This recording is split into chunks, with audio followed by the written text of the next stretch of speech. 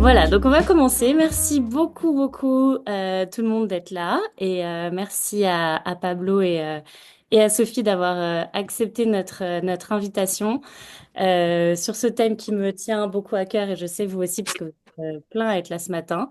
Comment lutter contre la concentration des médias pour sauvegarder la démocratie? Alors déjà, pour me présenter, donc moi je suis Charlotte Mainviel, je suis co-secrétaire des écologistes au Royaume-Uni et pour présenter notre collectif Radicalement Vôtre, donc on est un collectif radical, écoféministe au sein du parti Les Écologistes et on a décidé d'organiser ces petits brunchs radicaux pour pouvoir se former et échanger sur différents sujets. Donc, celui dont on parle aujourd'hui, et je vais vous présenter mes invités dans quelques minutes, donc celui de la concentration des médias et le rôle qu'il joue dans notre démocratie. Donc, il faut savoir que la France, c'est un des pays d'Europe où il y a la plus forte concentration des médias.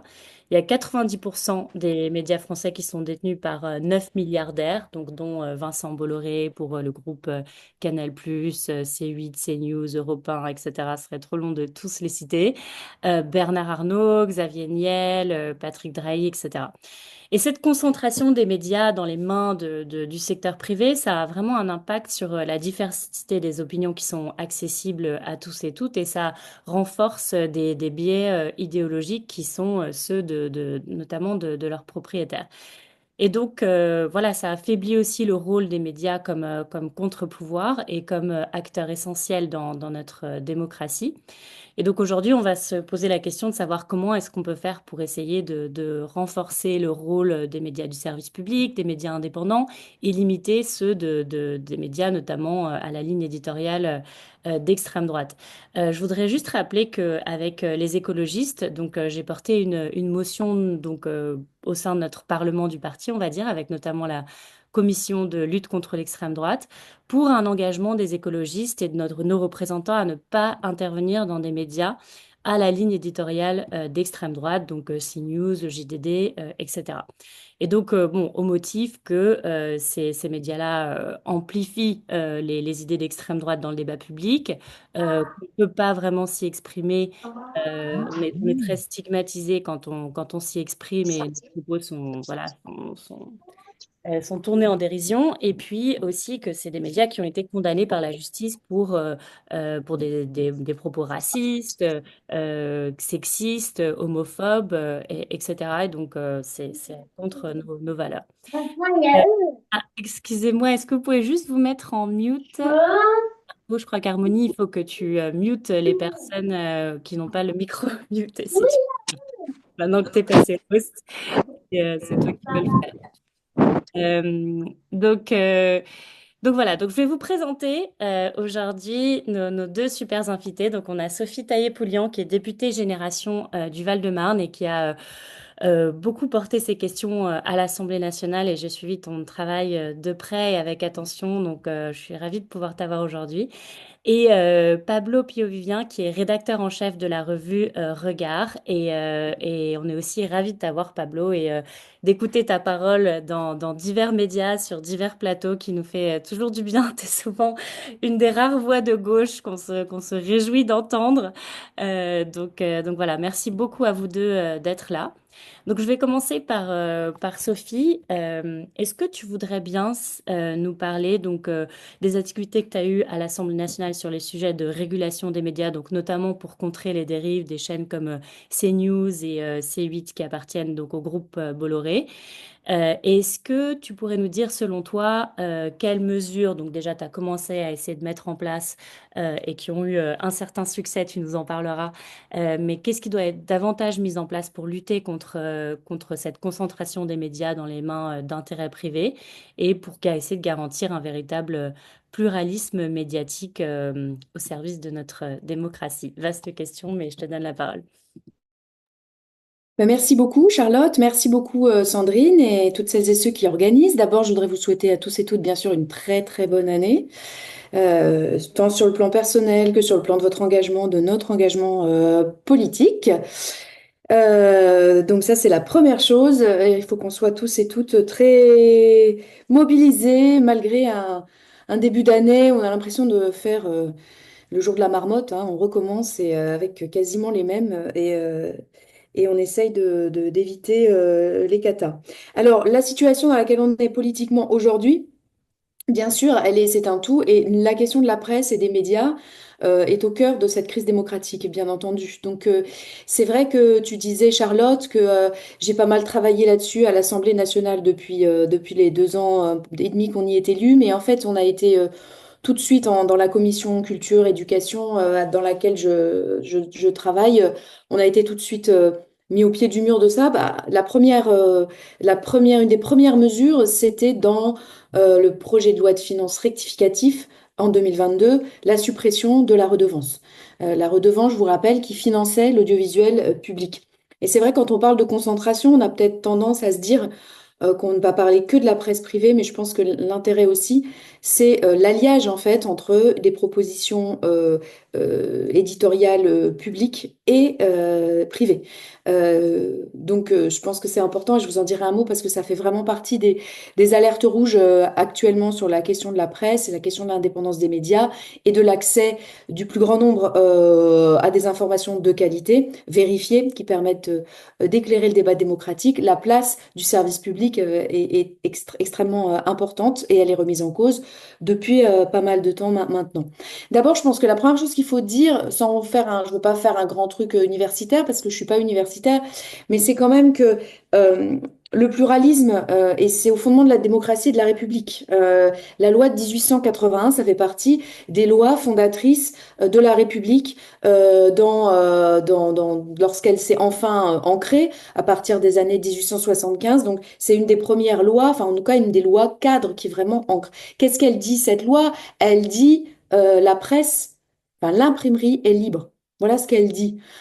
Donc c'est quand même aussi ça qui doit nous guider tout le temps parce que c'est le fondement de la démocratie, c'est d'avoir une capacité de liberté d'expression absolue, évidemment absolue, mais dans le cadre du respect des autres lois et des principes démocratiques. Et on le verra tout à l'heure avec ces news. Donc c'est quand même important parce que souvent, on m'accuse d'être une stalinienne en culotte courte ou pas en culotte courte, mais au contraire très âgée, ou au contraire si, ou au contraire moche, ou au contraire, enfin vous savez tous les qualificatifs dont on peut affubler les femmes qui font de la politique. Donc c'est pas seulement stalinienne, c'est stalinienne plus, aux cheveux gras aussi j'ai eu, hein, donc enfin voilà, enfin bon, donc c'est comme notre spécialité à nous d'avoir des petits qualificatifs sympathique, en plus de l'action de stalinisme. Donc, euh, ça doit bien sûr rester et revenir tout le temps dans ce qu'on essaye de promouvoir, la liberté de la presse. C'est le fondement, enfin, un des fondements. Donc, par rapport à ça, liberté de la presse, bien sûr, mais qui doit se caler, et je le disais tout à l'heure, enfin se caler, pas se caler, mais se positionner dans le cadre d'un paysage médiatique où le service public a une place. Service public qui n'est pas un média d'État. Et ce qui fait la différence entre un média d'État et un service public de l'information, de financement qui garantissent son indépendance et qui ont été remises en cause. En fait, on a une remise en cause du service public de l'audiovisuel depuis pas mal d'années sur la base de 3 piliers, dont 2 sont déjà mis en place. La première attaque, c'est une attaque budgétaire. Évidemment, plus on met en difficulté les entreprises de services publics au fur et à mesure de budgets dégradés, plus on réduit leur marge de manœuvre pour produire de la qualité. Et donc, évidemment, on peut les attaquer par la suite, mais ça, on connaît bien. C'est tout ce qui est fait à tous les services publics. Deuxièmement, la source de financement. Remettre en cause l'indépendance de la source de financement. Donc, ça a été fait en 2022, par la suppression de la redevance. Alors, on a réussi à remettre en place un système un peu moins pire, un peu mieux, qui devrait, parce que pour l'instant, il n'est pas mis en place, puisqu'il n'y a pas de budget de 2025. On a quand même fait une loi, on a changé la loi organique des finances publiques pour revenir à un système un peu un peu plus vertueux. Je peux y revenir pour celles et ceux que ça intéresse. Mais troisième pilier de la taxe, c'est évidemment la gouvernance, c'est-à-dire d'essayer, et là, Rachida Dati est à la manœuvre, et moi j'ai été particulièrement agacée de voir qu'elle était reconduite. C'est certainement d'ailleurs pour mener à bien ce projet qu'elle a été reconduite, d'unification, de fusion de tous les services publics de l'audiovisuel. Et là aussi, on a une attaque claire contre l'indépendance et le pluralisme. Le pluralisme, c'est pas seulement d'avoir des idées de gauche et de droite qui sont présentes, c'est aussi d'avoir en fait une sorte de foisonnement. Et c'est ce qui participe d'avoir un service public fort et foisonnant et divers, et aussi, bien entendu, des organes de presse foisonnants et divers. C'est comme ça qu'on atteint le pluralisme qui est d'ailleurs... l'indépendance et le pluralisme sont des notions de la presse, sont des notions présentes dans notre Constitution. Donc, euh, fusionner, bah, c'est risquer de réduire, bien entendu, la diversité, c'est risquer l'uniformisation. Et puis, bien sûr, aussi, fusionner, c'est mettre une seule tête. Et une seule tête, c'est plus facile de faire pression sur elle que sur plusieurs têtes. Et on sait bien entendu que dans les démocraties dites illibérales qui se sont propagées dangereusement dans toute l'Europe, eh bien, en Italie, en Hongrie et dans d'autres pays, les attaques sont d'abord, bien entendu, venues sur le service public de l'audiovisuel pour le mettre à la main du pouvoir. Donc, c'est très grave, cette réforme de l'audiovisuel public, et je vous invite à vous mobiliser si jamais, bien entendu, elle revenait à l'ordre du jour. Elle était à l'ordre du jour en décembre à l'Assemblée nationale, juste avant pas la dissolution, mais juste avant la censure. Elle pourrait très bien revenir dans le début de l'année si jamais il y a un budget qui réussit. Enfin, voilà, parce que Rachida Dati est aux aguets pour mettre en place cette réforme. J'en reviens maintenant sur le rôle spécial de la télévision et de la TNT, parce que Charlotte, tu m'interrogeais sur le fait de raconter un peu ce que j'ai essayé de faire, sur la TNT contre CNews. Et c'est vrai que le pluralisme, c'est aussi, dans le cadre bien sûr du respect de la loi, ce qui n'est pas le cas sur CNews, etc., mais c'est aussi de se dire, bon, bah voilà, il faut que les idées, dans toute leur diversité, et je le répète encore une fois, en dehors des choses qui sont répréhensibles par la loi, puissent s'exprimer, pour que les citoyens et citoyennes puissent se faire leur opinion de manière libre. Bon. Euh, et finalement, donc que des chaînes soient proches de la droite dure, voire de la droite extrême, encore une fois, je le répète parce que souvent on me dit, ah mais non, encore une fois, dans le respect de la loi, c'est-à-dire pas de discrimination, c'est-à-dire pas de racisme, c'est-à-dire égalité femmes-hommes, voilà, mais on peut quand même propager des idées de droite, voire d'extrême droite, en restant dans les clous de la loi. Donc, est-ce que c'est pas normal que des chaînes comme ça existent? Donc, je voudrais préciser pourquoi moi je me suis battue pour la fin de l'autorisation d'émettre sur la TNT pour C8 et CNews. À noter quand même, on a gagné sur C8. Pourquoi? C'est parce que en réalité, la TNT est un espace public un peu particulier. C'est un espace public. C'est-à-dire que c'est un espace euh, hertzien euh, entretenu par l'État. Il y a plusieurs millions d'euros chaque année hein, pour entretenir ces canaux. Et c'est un espace public limité. C'est-à-dire qu'il n'y a pas possibilité de faire 2000 canaux. On ne va pas pouvoir donner un canal TNT à chaque sensibilité politique ou à chaque... c'est pas possible. Il n'y en a pas des millions. Donc, l'idée au départ, en France, a été de dire, on met gratuitement ces canaux à disposition soit du service public, soit d'organismes privés, mais on le fait avec une exigence, c'est qu'on respecte sur ces canaux le pluralisme interne. C'est-à-dire que sur chacun de ces canaux s'expriment de manière respectée et respectueuse différentes sensibilités sur chacune des questions. Et c'est ça qui n'était pas bon, il y avait aussi le problème de la dignité humaine sur C8, mais c'est ça qui n'était pas, qui n'est pas garantie sur CNews. C'est-à-dire qu'on peut avoir une ligne éditoriale différente de ce que nous on voudrait. D'ailleurs, 90% des médias aujourd'hui n'ont pas la ligne 100% avec laquelle on serait les uns et les autres plus ou moins d'accord. Non, bien sûr, mais ça c'est normal et c'est bien. Mais par contre, on a envie que sur un espace public, toutes les opinions légales puissent être présentées avec respect. Voilà. Et c'est le cas particulier de la TNT. On ne peut pas l'exiger, par contre, de la presse indépendante, de la presse privée, de la presse qui doit rester libre de sa ligne éditoriale. Pourquoi? on peut faire une différence. Parce que sur YouTube, comme pour produire un journal papier, il n'y a pas de limite. Contrairement à la TNT, on ne peut pas mettre des millions de canaux, il y en a 31. Mais là, ben, par contre, sur YouTube, on peut mettre toutes les chaînes qu'on veut. Dans les kiosques, et c'est l'obligation d'ailleurs dans les kiosques à journaux de mettre tous les journaux, tous, et il y en a énormément. Et on peut en produire énormément, c'est pas si compliqué, même s'il faut un peu d'argent, mais pour faire une chaîne YouTube, il n'y a pas besoin de grand-chose. Donc, c'est le fait qu'on puisse, comment dirais-je, trouver de tout, parce que c'est facile de s'exprimer sur ces canaux-là. Donc, on est sur le pluralisme externe. Donc, pourquoi il faut lutter contre la concentration? On pourrait se dire finalement, bon, bah, écoutez, c'est normal, il faut de la presse privée, parce que sinon, on risque de se retrouver avec de la presse publique, presse d'État. Donc, bon, il faut de la presse privée. Nous, on n'aimerait pas qu'il y ait que le service public. On n'est pas toujours super OK, super raccord avec tout ce qui se dit sur le service public. On a envie de médias où on puisse exprimer nos idées.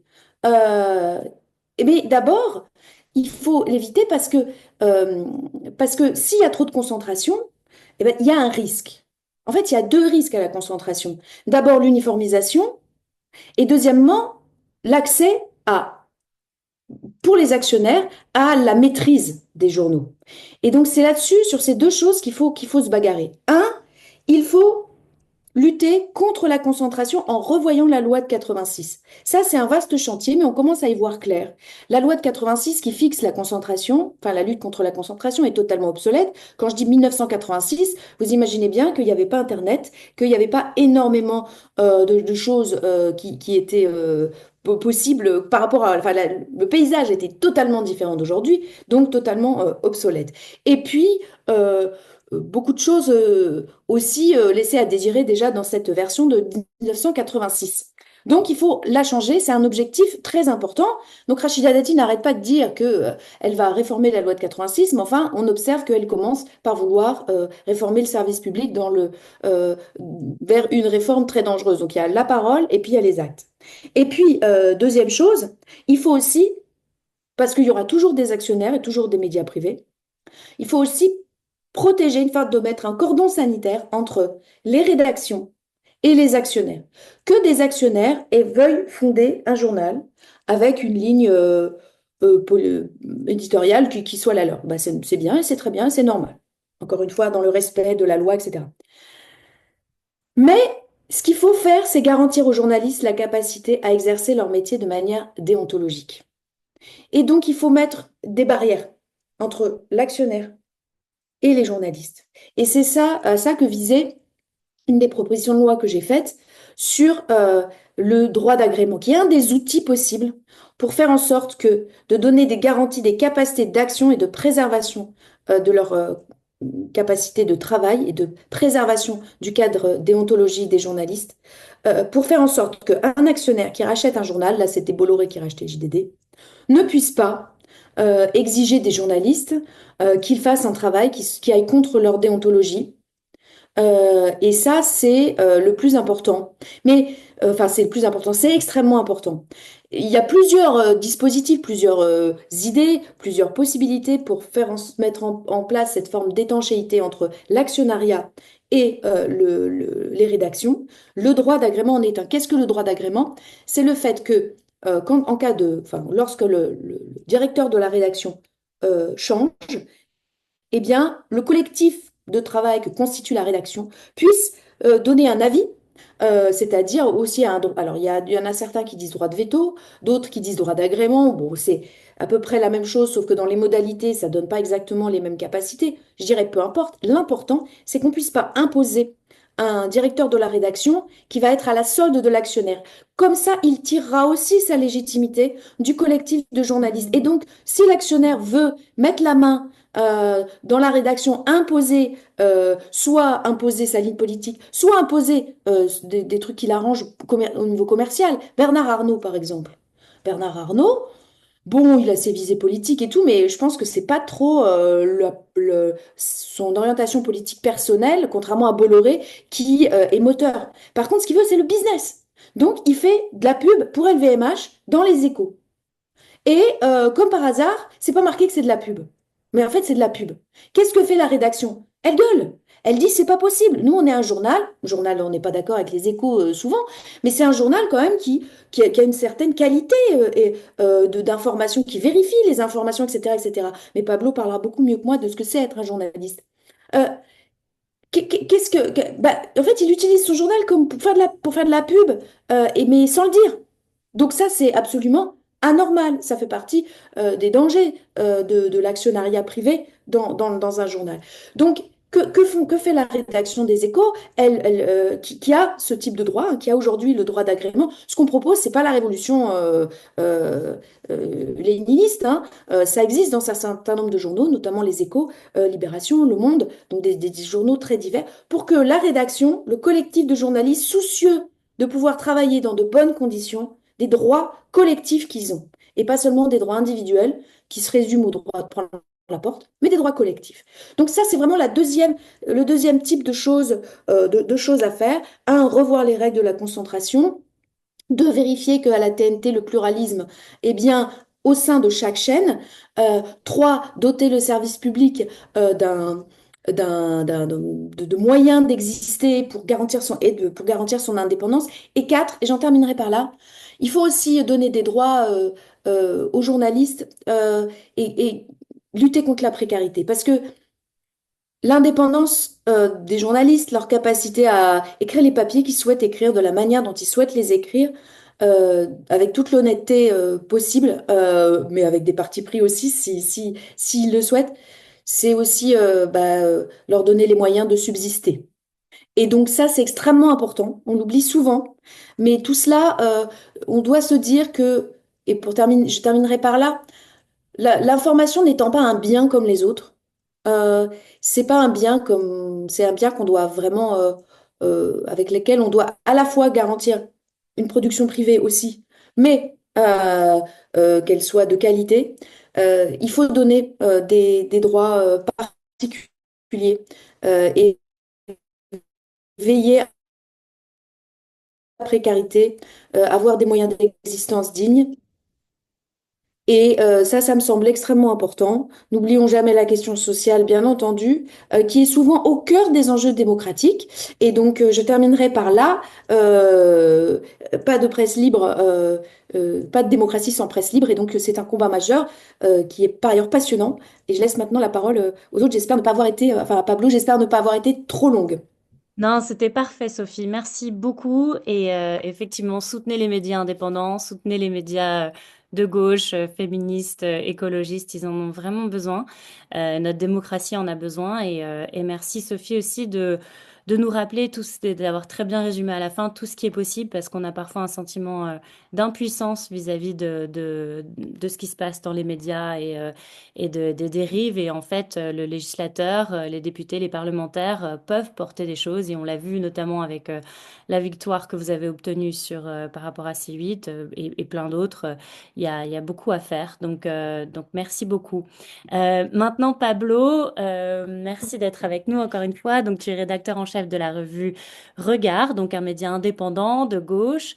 Et j'ai noté donc que depuis 2003, Regard est édité par donc une société coopérative participative, une SCOP, et les éditions Regard appartient donc à ses salariés. Donc déjà, voilà, je pense qu'il y a eu plusieurs questions dans le chat sur le modèle économique, etc. Je pense que c'est hyper important.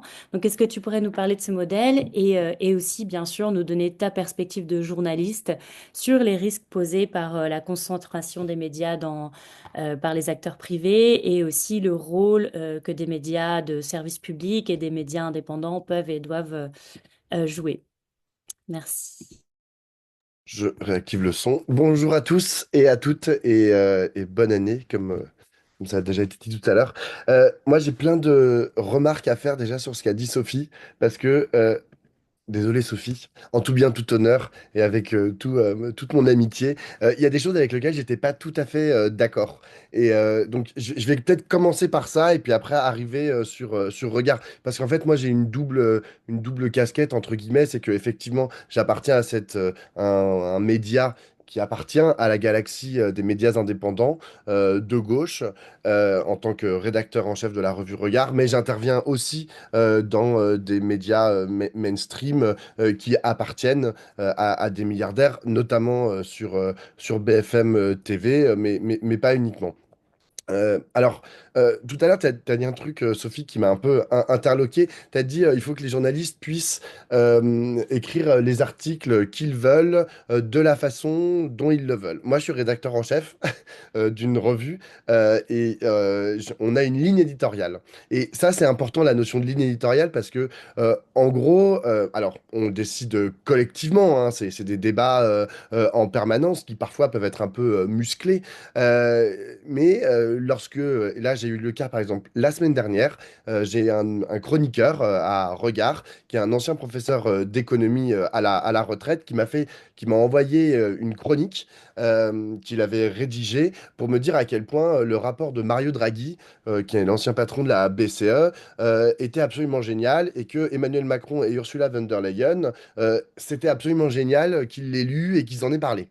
Bon, quand j'ai vu ça arriver, j'étais là genre, oh là là, moi je peux pas, on peut pas publier ça dans Regard. Bon, ensuite ça a engagé du coup un débat avec le chroniqueur en question, où je lui ai dit, mais tu peux pas faire un panégyrique et dire à quel point Macron et Ursula von der Leyen ont une vista incroyable sur les questions économiques mondiales. Enfin, on n'écrit pas ça dans Regard, quoi.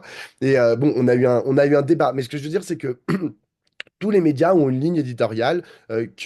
La question, c'est qui prend la décision enfin, qui fonde ces lignes éditoriales. Nous, en l'occurrence, comme l'a dit Charlotte, on est une société coopérative ouvrière de production, c'est-à-dire on décide ça collectivement.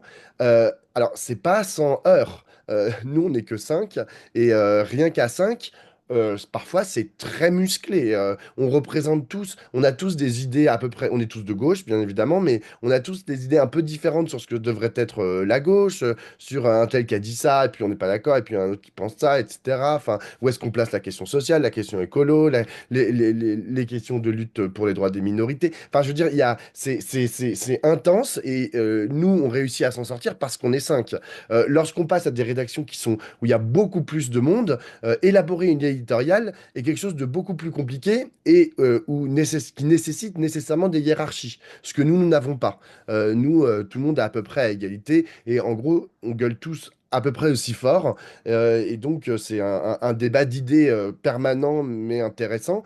Lorsque vous êtes, je sais pas moi, au Figaro, bah, vous avez une hiérarchie et vous avez les directeurs de rubrique en gros qui se réunissent et qui réfléchissent à ben, la ligne éditoriale de leur journal. Et dans une certaine mesure, ils doivent être un peu les porte-parole des journalistes de leur rubrique, mais en vérité, ils portent leur parole à eux. Et ensuite, du coup, va se poser, ils vont décider une ligne éditoriale à leur journal. euh, sur laquelle on peut imaginer qu'ils sont souverains et avec lequel on peut être en accord ou en désaccord. La question des milliardaires et des possédants finalement de ces médias est une autre question qui parfois vient interférer. Et là, c'est là aussi où j'étais pas... Enfin, c'est-à-dire que moi,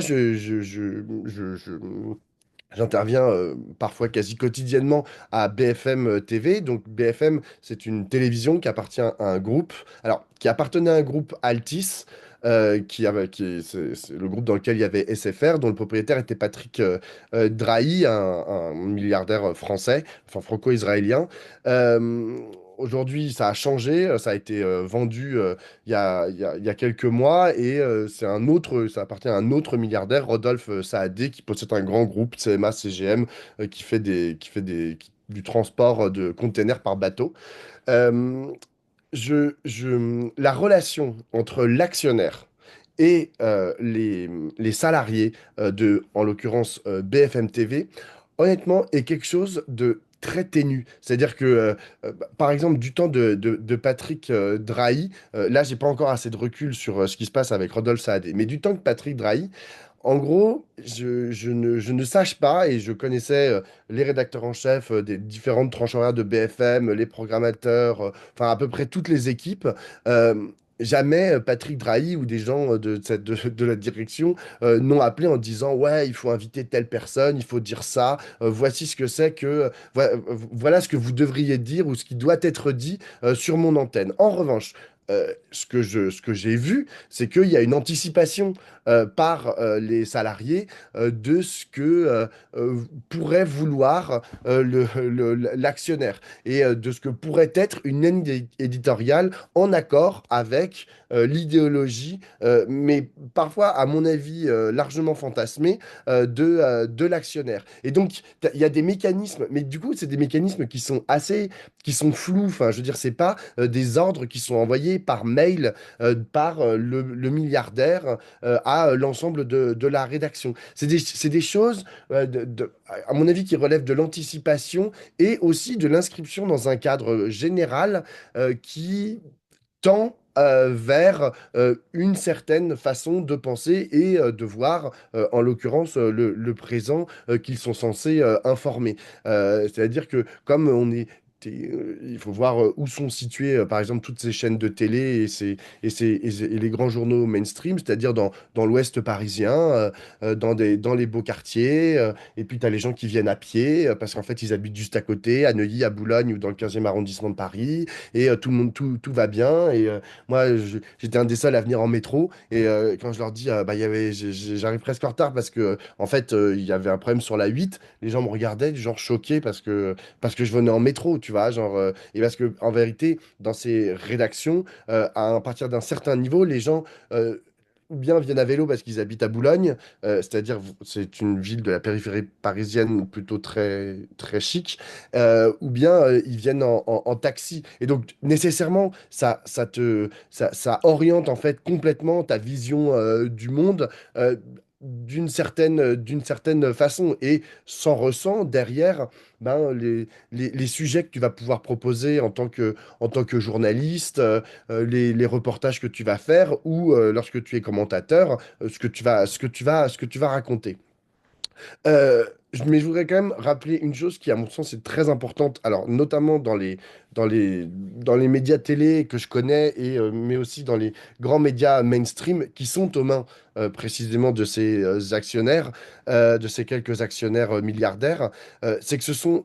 En fait, ces médias sont composés de professionnels, et y compris à CNews. On peut penser ce qu'on veut de leur ligne éditoriale, et j'en pense, à mon avis, pas moins que tous ceux qui se réunissent aujourd'hui, ce matin.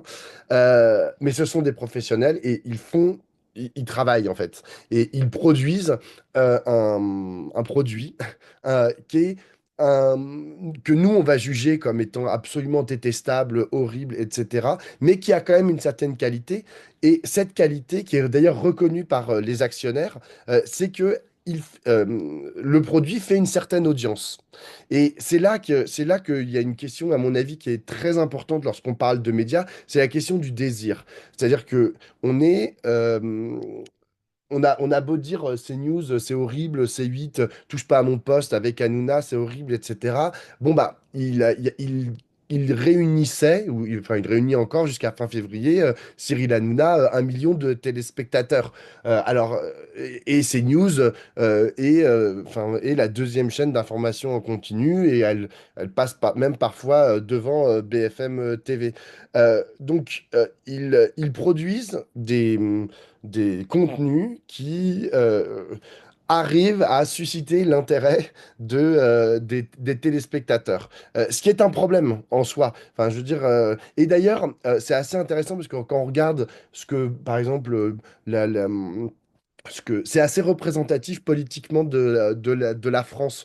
Les gens qui regardent CNews ou les gens qui regardent Touche pas à mon poste, alors il y a un peu plus de gens insoumis, on va dire, et RN que dans la population. Mais globalement, je me souviens plus dans quel bouquin c'était, mais globalement, bon, bah, il y a des gens de gauche qui regardent CNews et qui regardent Touche pas à mon poste, comme il y a des gens de droite et d'extrême droite. CNews n'est pas une télé qui est regardée uniquement par l'extrême droite. Et d'ailleurs, moi, quand je me balade dans la rue et qu'il y a des gens qui me reconnaissent, parfois ils me disent, ah, vous êtes sur CNews. Mais ça m'arrive très souvent. Parce qu'en fait, CNews, pour eux, c'est juste une façon de dire, vous passez à la télé.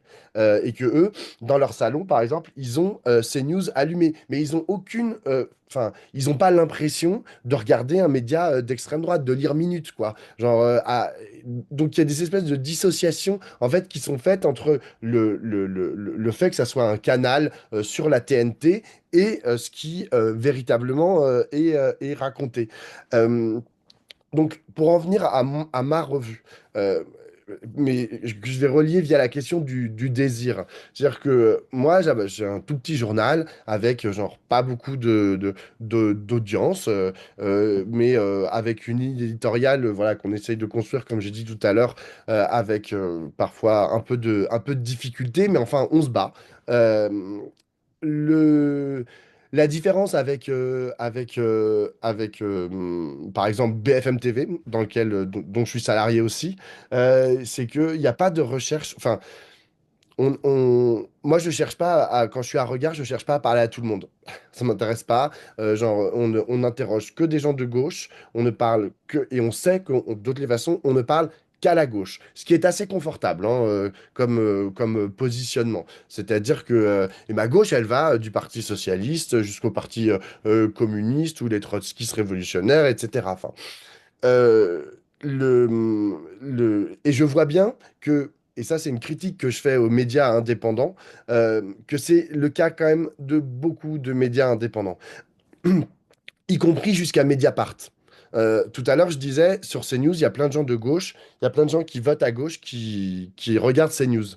Bah, je pense pas que ça soit le cas de Mediapart, par exemple. Je pense que quasi 100% des abonnés de Mediapart sont de gauche.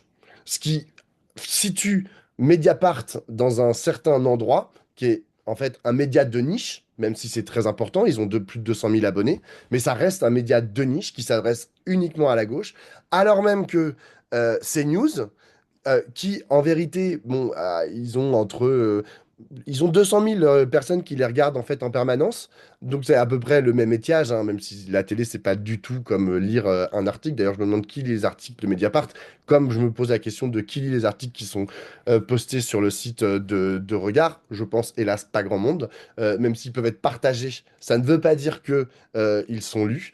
Et donc, CNews n'est pas un média de niche, parce que tout le monde regarde CNews, parce que CNews et quand je dis CNews, c'est, je dirais la même chose de BFM ou de LCI, ou même d'autres chaînes. C'est-à-dire que la télévision est un espace, et tout à l'heure Sophie a dit un espace public, oui, c'est un espace public. Et en fait, toutes les chaînes sont des espaces publics, ce que ne sont pas les sites internet.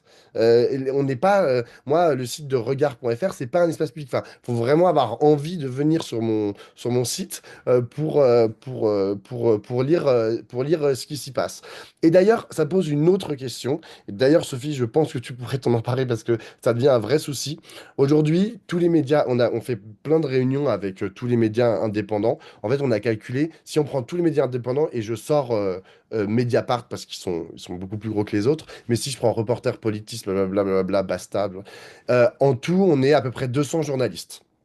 C'est-à-dire, c'est pas mal, mais c'est pas non plus énorme, hein, mais 200 journalistes, pour vous donner un ordre de grandeur, c'est à peu près. Enfin, je sais pas, par exemple, au Monde, ils sont à une centaine de journalistes, quoi, à plein temps. Donc, c'est deux fois le Monde, quoi. Donc, c'est pas négligeable. Le problème, c'est que chacun, on est dans notre petite niche, et genre, et puis on n'arrive pas trop à mettre en commun nos envies et notre façon de faire les choses.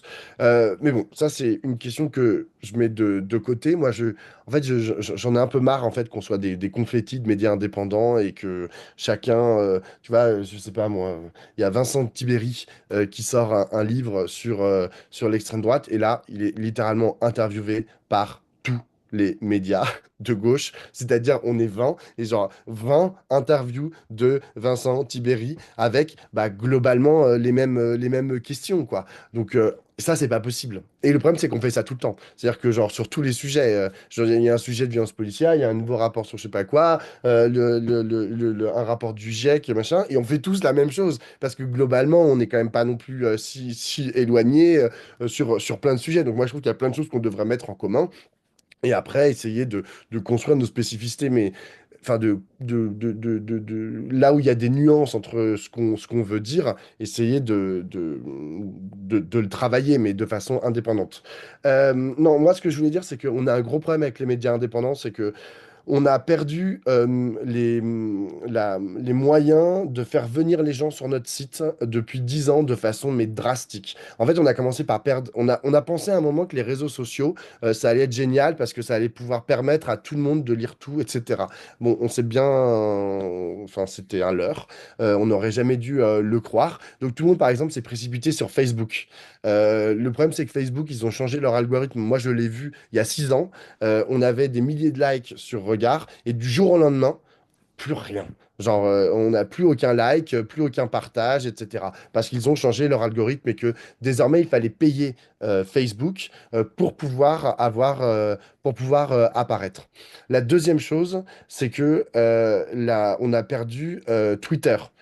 Par Elon Musk. C'est-à-dire que on parle beaucoup du fait que Elon Musk a transformé Twitter en dépotoir, etc. Mais Twitter a aussi changé les algorithmes de Twitter. Et donc, du coup, bah, nous, notre page Regarde, on avait 40 000 abonnés, parce que maintenant, on a quitté Twitter. On avait 40 000 abonnés et on avait beaucoup enfin, des likes et et des partages à une certaine époque. À partir de l'arrivée de Trump, plus de likes, plus de partages.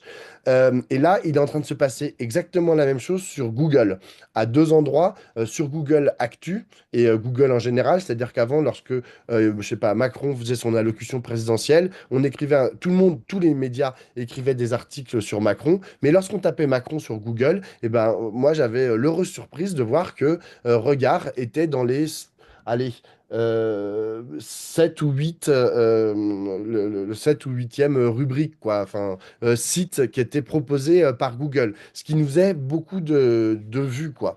De la même manière, aujourd'hui, c'est plus le cas. Aujourd'hui, on tape Regard, on a rien du tout. Enfin, genre, je veux dire, on n'existe plus sur Google ni sur Google Actu. Et de la même manière, sur YouTube, moi, je fais des interviews, etc.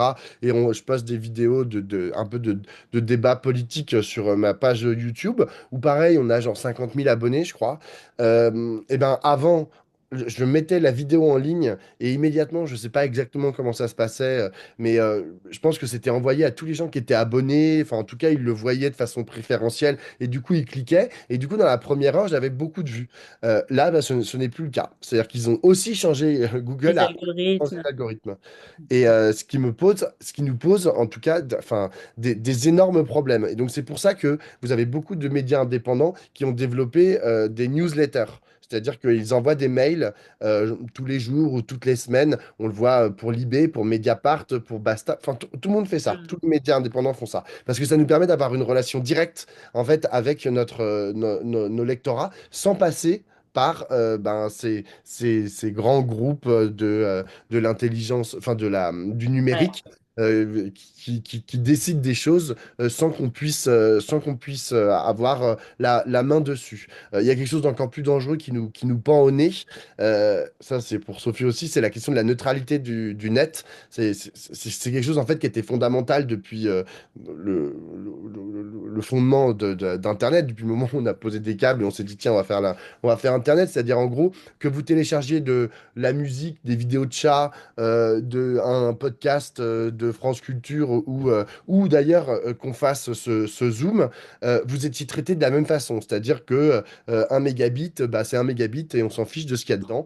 Et il est traité pareil. Et ben là, avec l'arrivée de Trump aux États-Unis, ils sont en train de se poser la question de remettre en question ça et de dire, bah, en fait, peut-être qu'une pub Tesla, eh ben, je prends l'exemple de Tesla parce que on sait que Elon Musk est proche de Donald Trump.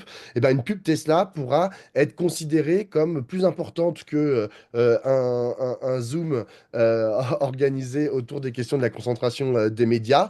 Et donc, la pub Tesla, bah, elle pourra bénéficier d'un débit Internet très très important, alors même que ben, le Zoom du samedi matin sur la concentration des médias, au gros, là, on va pas leur donner une Autant de grosse visibilité. une grosse visibilité. Ce qui est C'est un énorme risque, ce qui est clair. vraiment catastrophique, ce qui serait catastrophique pour, bah, précisément tous ceux qui n'appartiennent pas à des grands groupes et qui n'auraient pas accès à ces débits, à ces débits importants. Bon, je vais peut-être Ouais. m'arrêter là parce qu'après, Ouais, faut qu'on laisse la place pour nos questions. On en a plein, vas-y, plein, vas-y, plein, vas-y.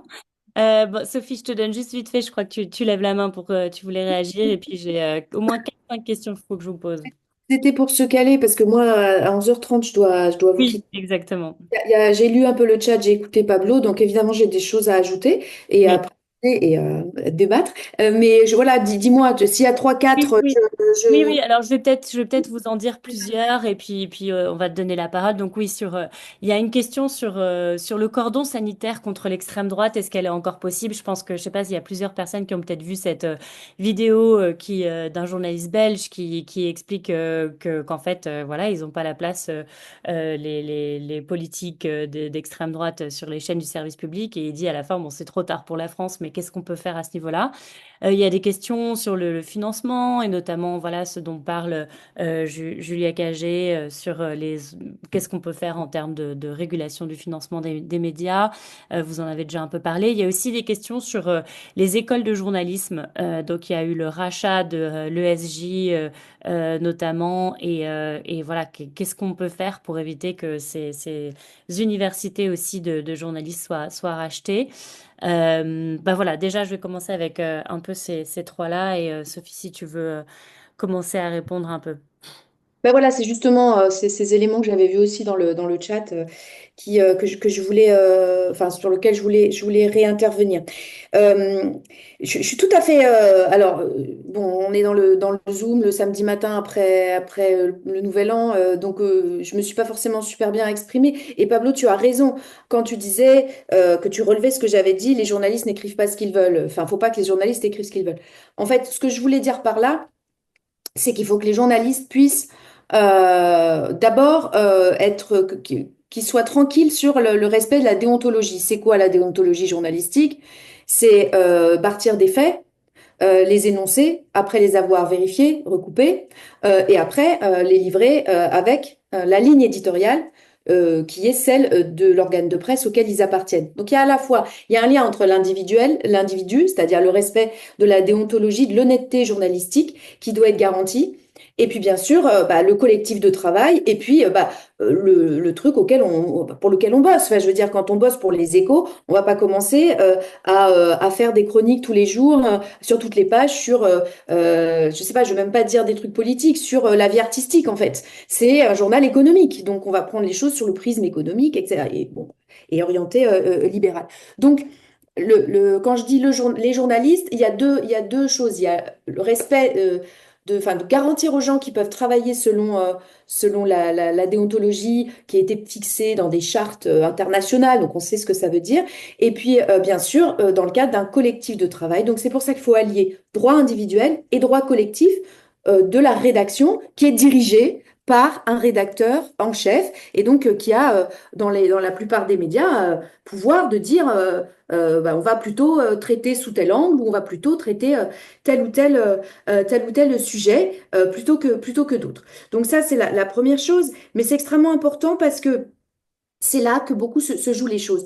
Euh, BFM, moi, je n'ai pas la même vision que Pablo, j'y interviens de temps en temps, mais quand même, quand on regarde la presse, il y a eu des grosses difficultés au regard du respect de la déontologie.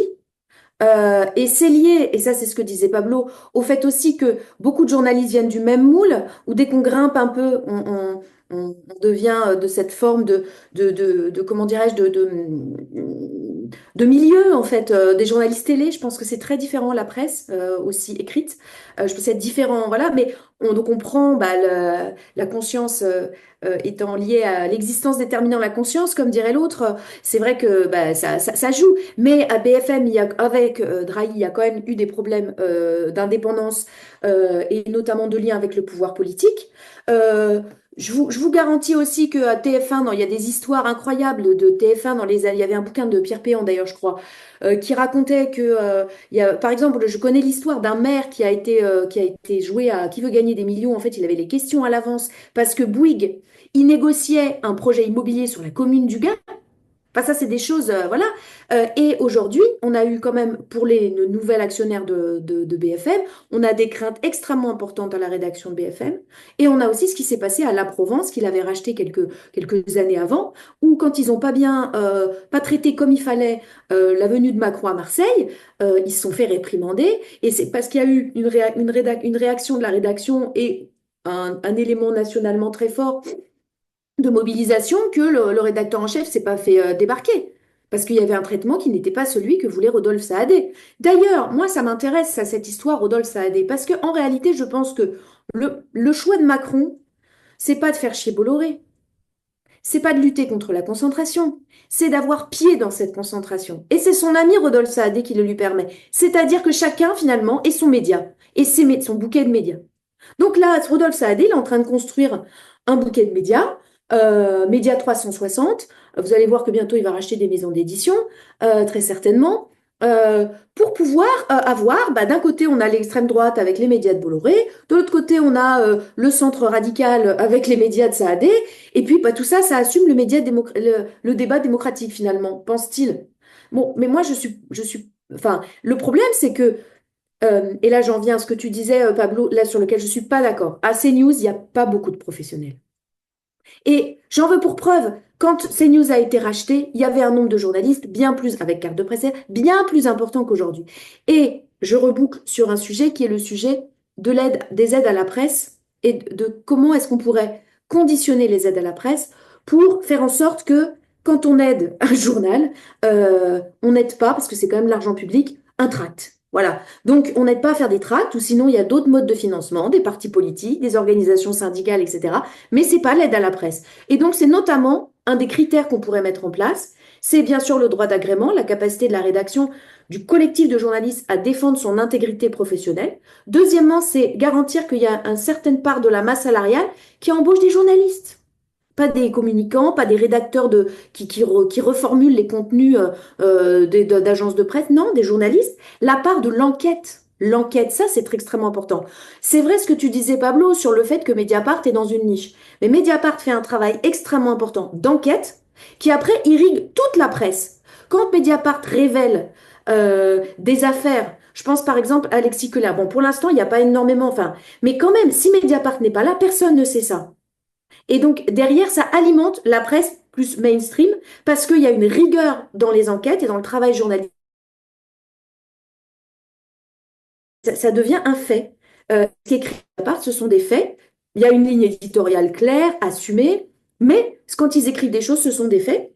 Et donc, forcément, ça irrigue le débat public bien au-delà de leur simple lecteur. Donc, le problème, c'est news, c'est la part aussi, et qui a été d'ailleurs renforcée dans le nouveau cahier des charges signé avec l'ARCOM, c'est la part d'information, de l'énonciation d'information. C'est-à-dire qu'ils ne font que du commentaire. Ce n'est pas un travail journalistique, surtout avec des experts qui n'en sont pas. Donc, en fait, c'est maintenant, mais bon, je suis pas sûre que ce soit vraiment respecter, mais bon, maintenant, il faut une part de journalistes. Deux, il faut une part à l'antenne, un pourcentage de moments où on énonce des faits. Hein, pas où Pascal Pro enlève ses lunettes et dit non, mais le bon sens, c'est pas ça. Non, non, des faits. Il faut aussi des enquêtes. Il faut aussi la place des journalistes. Ça, c'est important. Dans le conseil d'administration. Il faut que les salariés les journalistes qui soient chargés de la société des journalistes, des SDJ, puissent être des salariés protégés. Plein de choses qui pourraient faire un bouquet comment dirais-je, encadre la conditionnalité des aides à la presse. C'est-à-dire qu'on ne peut pas toucher les aides à la presse Si toutes ces conditions, alors faut voir, est-ce que c'est toutes ces conditions, est-ce que c'est certaines et pas d'autres, à voir, à travailler plus finement quand on fera cette grande loi sur la presse que j'appelle de mes voeux. Mais c'est important de conditionner les aides à la presse et à tout ça. Donc oui, il y a des problèmes quand même d'intervention directe, on l'a vu. Et quand on a des chefs ou des pour eux ou des actionnaires qui poussent, bah écoutez, ça arrive. Je reprends l'exemple des Échos. Hein. Une sorte de pub. En fait, c'était un publi-reportage sur l'une des marques phares de LVMH. Et c'est ça qui a mis le feu aux poudres à la rédaction.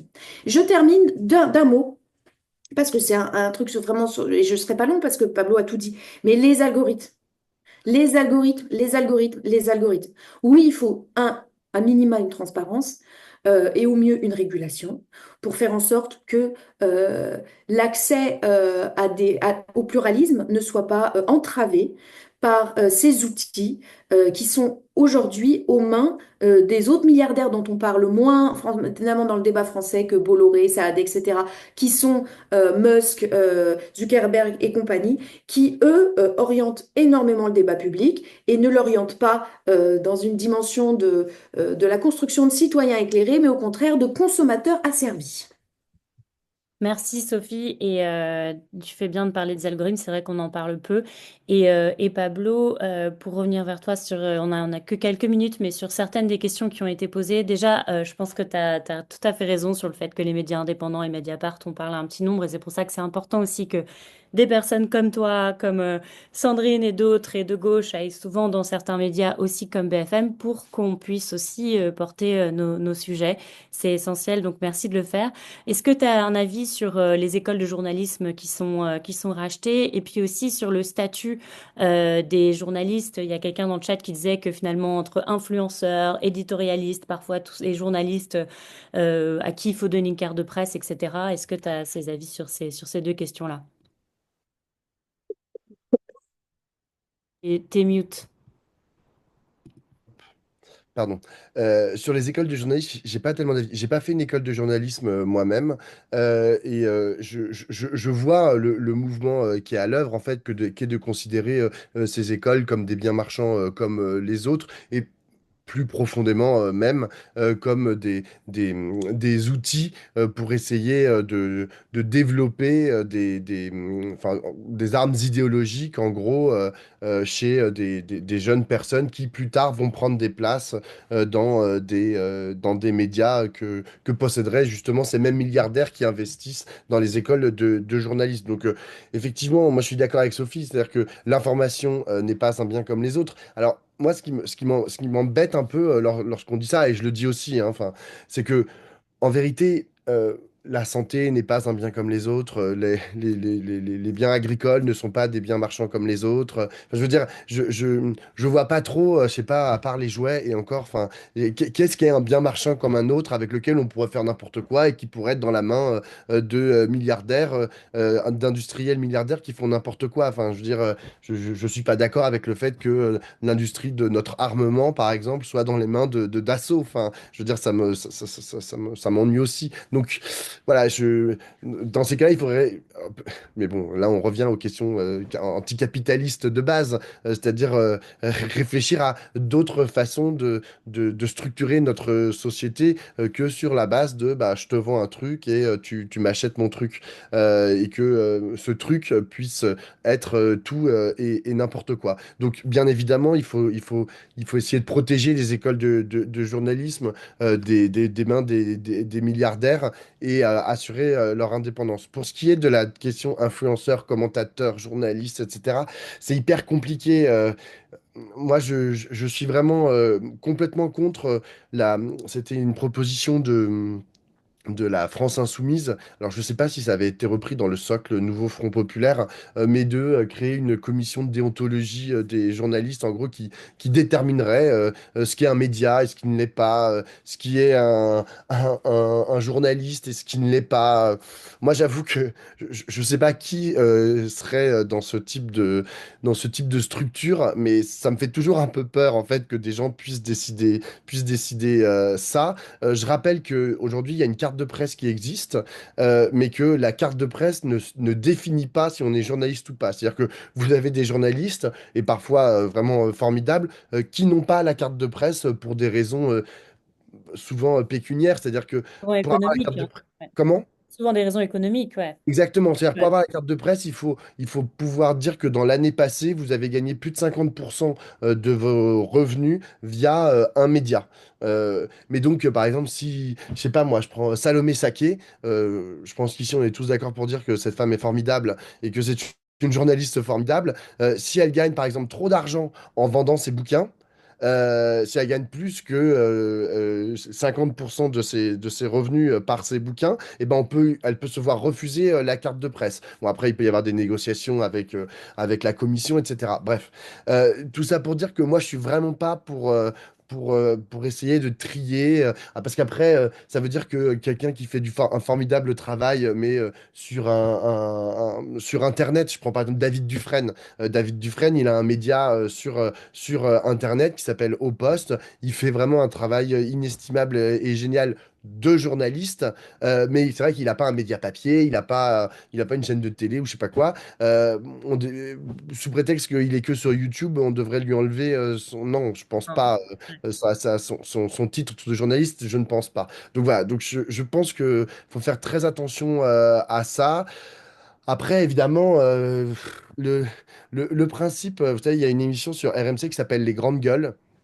Le principe des grandes gueules sur RMC, qui est une émission qui marche très bien, c'est que vous avez des non-journalistes, enfin, c'est soi-disant, hein, c'est comme ça qu'ils le présentent, c'est monsieur, madame, tout le monde qui vient commenter l'actualité politique. Moi, par exemple, je peux pas y aller parce que je suis journaliste, donc ils peuvent pas m'inviter aux grandes gueules. Ils invitent pas non plus des politiques, enfin, sauf en invité, mais les gens qui y sont, ils ont des métiers et ils sont identifiés sur la base de leur métier. Bon. On peut se poser la question de comment ils choisissent les gens, etc. Mais en fait, ce symptôme-là, d'inviter. Moi, par exemple, sur BFM, franchement, c'est assez drôle. J'avais un chroniqueur. C'était un type avec qui j'étais vraiment 2 soirs par semaine de 22 heures à minuit. Il était chroniqueur culinaire. Voilà. Et il commentait l'actualité en tant que. Enfin, il était présenté comme ça. C'était son travail, critique gastronomique. Et puis, il était là à parler du wokisme. Il y avait trop de wok, etc. Machin, machin. Alors qu'à la base, il est quand même spécialiste des riz de veau, quoi. Donc, toujours un peu C'est étonnant. un peu Mais bizarre.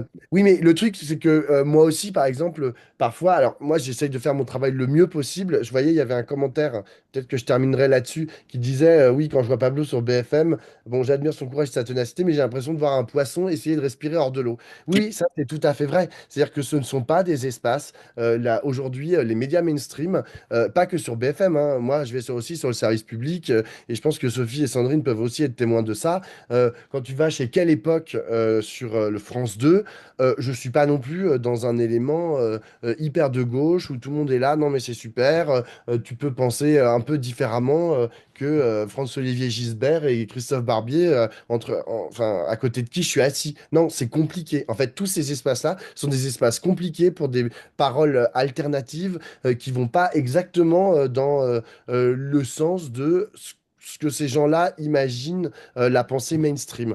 Donc, moi, je vois, Thomas, ce que tu as écrit, tu vois, je suis complètement d'accord avec toi. Aujourd'hui, j'ai pas de solution pour sortir de ce piège. Parce que c'est vrai que la parole de Sandrine, par exemple, qui est, enfin, Sandrine et Sophie, tu vois, qui vous faites partie d'un mouvement, d'un parti politique, etc., mais qui est complètement, enfin, la plupart des médias passent leur temps à essayer de décrédibiliser, par exemple, vos prises de position. Tout à l'heure, Sophie, tu parlais des attaques que tu subissais, sexistes que tu subissais.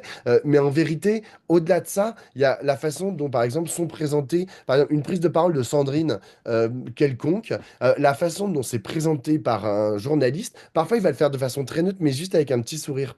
Genre, en disant, mais qu'est-ce qu'elle a dit celle-là?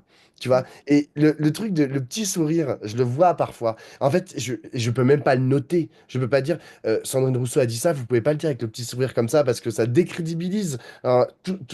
Et tout se fait de façon comme ça, hyper ténue. En fait, ils vont présenter, par exemple, une proposition de loi qui est portée par Sophie. Ils vont dire, oui, à propos de ça, voilà, il va juste y avoir à un moment, ils vont le présenter en 35 secondes. Et à un moment, au milieu, ils vont faire. du genre, mais qu'est-ce qu'elle fait celle-là, la léniniste là, en jupette, et genre, mais ils vont pas le dire ça, mais ils vont juste faire une mimique qui va casser complètement du coup toute la proposition derrière. Et ça, moi je sais pas comment on fait pour s'en sortir. Après, il faut savoir que c'est aussi parce qu'on est assis sur la gauche aujourd'hui, et ça, genre, ça me fait du mal de le dire, mais elle est en rétraction quand même depuis 30 ans. Quand on regarde les scores globaux qu'on fait, bah, ils font que se contracter, genre gentiment mais sûrement, et que on est tributaire de ça. Aujourd'hui, ceux qui ont la dynamique la plus importante, c'est l'extrême droite. Et donc, bah, c'est eux, à chaque élection, ils font 2% de plus. Nous, à chaque élection, on fait 0,5 de moins. Donc, en général, hein, donc voilà, Et donc on a on gagné aux dernières élections de pas le c'est faire. vrai, c'est vrai. Mais On on a aussi nous fait un retire cette score, un arme. score, le score de la gauche au global était quand même relativement faible. On peut pas se satisfaire de faire 28% de tout mouillé, quoi. Genre, non, c'est pas suffisant. Mais bon, Non, ça, c'est sûr. c'est une autre question. Voilà, mais merci beaucoup en tout cas Pablo et Sophie pour ce brunch radical. Je pense que ça nous encourage à porter nos sujets de gauche dans le débat public dans tous les moyens possibles, de soutenir de soutenir les médias indépendants et de continuer à porter des propositions pour la régulation des médias. Vous pourrez réécouter ce webinaire sur notre Linktree de Radicalement Vôtre. Et on aura d'autres brunchs radicaux à venir. Le prochain sera en présentiel le 18 janvier sur les questions économiques, croître ou décroître. Avec Sandrine Rousseau et d'autres personnes du Nouveau Front Populaire, des chercheurs, etc. On vous encourage à suivre nos actualités. Je vous souhaite de passer un très bon samedi. Merci beaucoup. À bientôt Merci tout le monde. beaucoup, merci beaucoup. Au revoir. Charlotte Au et revoir. Pablo. Merci Pablo et Sophie. Au revoir. Merci tout le monde.